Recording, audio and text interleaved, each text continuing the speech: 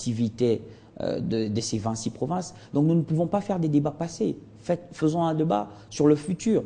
Comment fera-t-on pour développer la province du Tanganyika?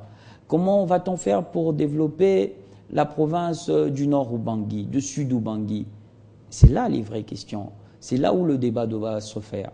La question quant à l'effectivité des 26 provinces ne vaut plus la peine. Là, on est dans le passé. Allons vers des vraies questions et donnons des vraies propositions, des hommes politiques qui réfléchissent par rapport au développement de leur pays. Ne soyons pas de ceux qui stagnent ad vitam aeternam sans vouloir évoluer. Nous n'en sommes plus là.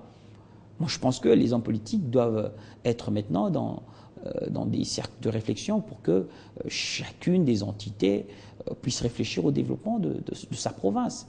Et c'est de ça que l'État a besoin et de rien d'autre. Alors pourquoi maintenant le gouvernement devrait choisir le moment où la CENI aussi commençait avec justement l'application du calendrier électoral? On a déjà le dépôt des candidatures en cours. Cela ne devrait pas peut-être mettre la puce à l'oreille à ceux qui vous veulent... Écoutez, la CENI demande aux gens de venir déposer les candidatures. Le gouvernement fonctionne indépendamment de l'agenda de la CENI.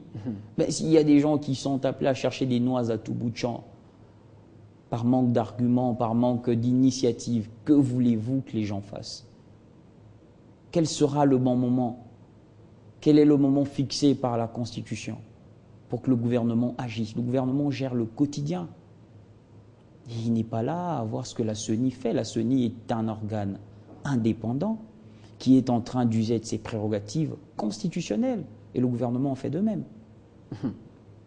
Alors, s'il faut maintenant parler des élections, parce que vous êtes déjà engagé là-dedans, il y a même des personnes désignées au sein de la majorité pour justement aussi entrer en lice dans le cadre toujours de ces élections. Est-ce que vous êtes prêt au sein de la majorité? J'ose croire que la majorité est prête pour les élections. Elle a l'habitude des élections. C'est depuis 2006 qu'elle s'est inscrite dans le jeu électoral. Prêt pour présenter des candidats, oui. Prêt pour battre campagne, oui. Mais il faudrait aussi convaincre la population. Et je pense que mon parti s'y prépare depuis belle lurette. Donc, nous sommes prêts pour aller affronter les élections. C'est cela la dévolution permanente d'un parti politique. On est en démocratie. Et lorsqu'on dit que vous-même, au sein de la majorité, vous avez du mal à vous entendre, c'est quoi la question à laquelle je dois répondre? Que les gens ont du mal à s'entendre? Oui, au sein de la majorité. Que devrais-je dire par rapport à cela? C'est un scoop. Bon, c'est moi qui pose la question. Je ne sais pas. Partout, des gens ont des petits problèmes. C'est normal. Ça arrive. En prévision des élections, des fissures au sein d'une majorité. Il y a un débat. Oui. Je pense que la majorité présidentielle. Parce que désormais, il y a des voix discordantes qui. Je pense que la majorité présidentielle est le regroupement politique le plus démocratique de ce pays, et ce depuis 1960. Il y a un débat libre, un débat démocratique. Nous ne pouvons pas nous parler de démocratie si on ne la vit pas au sein de nos structures. On la vit. Et voilà pourquoi on l'a vécu après à l'État. Qui est débat? Qui est divergence de vue? Qu'est-ce que c'est la démocratie s'il n'y a pas de divergence de vue? Mais ça craint. Qu'est-ce qui craint? D'autant plus que jusque-là, on ne parle pas du dauphin. Il y a... La presse doit faire attention avec ce qu'elle dit depuis un temps. Vous induisez la population en erreur et il faudrait faire attention à ce que vous dites. Le dauphin n'est pas un principe démocratique. En démocratie, il n'existe pas de dauphin. Et j'exhorterai la presse, via votre tribune, d'éviter de parler de dauphin. Ça n'existe pas en démocratie. Vous voulez la démocratie et vous voulez la dictature au même moment. Le dauphin, ça veut dire quoi? Dites-moi un peu, comment ça se passe, un dauphin? Vous voulez quoi? Que le président Joseph Kabila prenne quelqu'un par la main et il dise à la population, c'est lui votre président? Ça se passe comment, le dauphin? On a un président de la République qui est élu pour un mandat précis, qui a des besoins, il doit rencontrer les besoins de la population qu'il a élue, il y a des défis à relever, les choses auxquelles il s'astreint ardemment, et je crois que c'est cela le plus important. La CENI fera son travail, les regroupements politiques feront le leur, mais vouloir mettre la pression sur quelqu'un alors que son mandat est en train de courir, à choisir un dauphin, ce qui est même une violation flagrante de la Constitution. Parce qu'effectivement, on lui soupçonne toujours de vouloir se représenter. Mais soupçonnez tel que vous voulez. Oui. Wait and see, disent les Américains. Je ne veux pas, moi, empêcher des gens de penser ce qu'ils veulent de Claude ou de Patrick.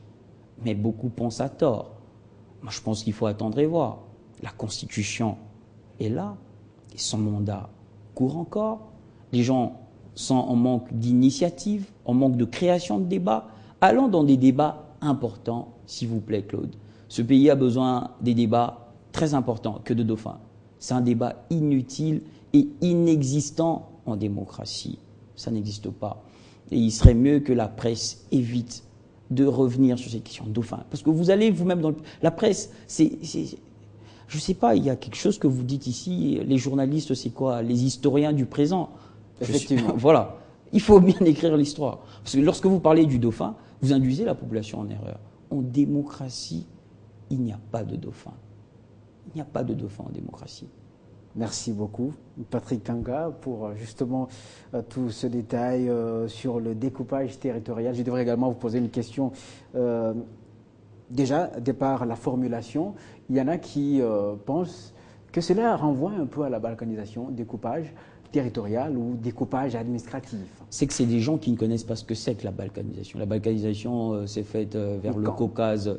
Ce sont des États, oui. Ce sont des États Oui. qui étaient en train de se créer de manière distincte.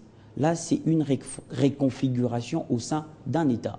La République démocratique du Congo demeure la République démocratique du Congo, mais simplement, en son sein, il y a une réconfiguration administrative avec des districts qui deviennent des provinces, à qui on donne un peu plus de prérogatives, un peu plus de pouvoir. Ça n'a rien à voir avec la balkanisation, à moins que les gens ne savent pas ce que c'est que la balkanisation. Nous sommes là en face d'une réconfiguration simplement administrative. Ça n'a rien à voir. On parle de plus de 18 000 ou 180 000 personnes que l'État aura gérées désormais. Chaque entité prendra en charge ses fonctionnaires. C'est ce qu'il faut savoir. Il y a la part de l'État, il y a la part des provinces, il y a la part des entités décentralisées de l'État. 180 000 pour une population de 75 millions d'habitants dans un pays à la superficie de 2 345 000 km². C'est bien peu de choses. C'est bien peu de choses. Merci beaucoup, Patrick Kanga, pour tout ce détail. Et ainsi prend fin à ce grand journal, première partie. Merci de l'avoir suivi et de rester fidèle au programme de Télé 50. Tout de suite, ce sera la grande édition du journal avec Grâce à Lambo. Je vous retrouve en deuxième partie avec le sport. Ce sera Doudou Mbala, le chroniqueur.